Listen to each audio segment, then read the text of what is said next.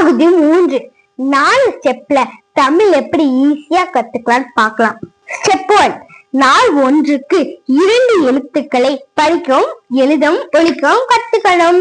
Step 2, அடுத்த நாள் செய்தித்தாளில் வட்டமிடணும். ஸ்டெப் 3, 2 எழுத்துக்களாக உள்ளதை இணைத்து படிக்கவும். அந்த 2 எழுத்துக்களுக்கும் உதாரணம் பட்டு.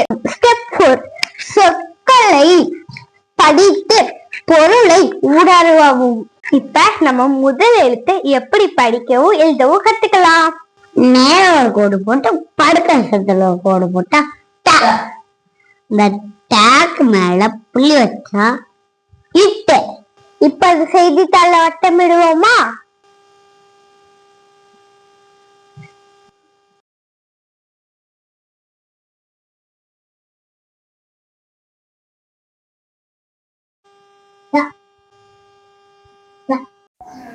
பகுதி 3ல அடுத்த நம்ம பார்க்க போற எழுத்து ப இப். ஸ்டெப் 1, எழுத்தை எப்படி எழுதுறது, எப்படி உச்சரிக்கிறது பார்ப்போம். எப்படி போடணும்? நேரா ஒரு கோடு போட்டு படுக்கத்துல ஒரு கோடு போட்டு மேல ஒரு கோடு போட்டா என்னது? ப. இது என்னது? ப. இப்படி இந்த பா போட்டு இந்த பாக் மேல புள்ளி வச்சா இப்ப அது செய்தித்தாள வட்டமிடுவோமா?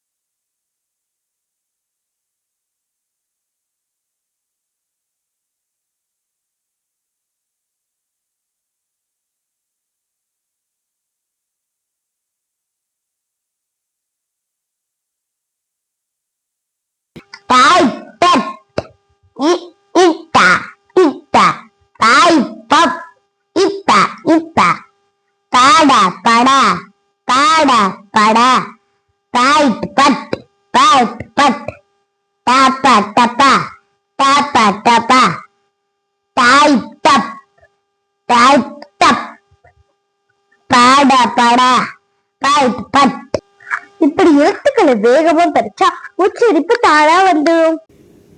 அடுத்த பகுதியில் சந்திப்போம்.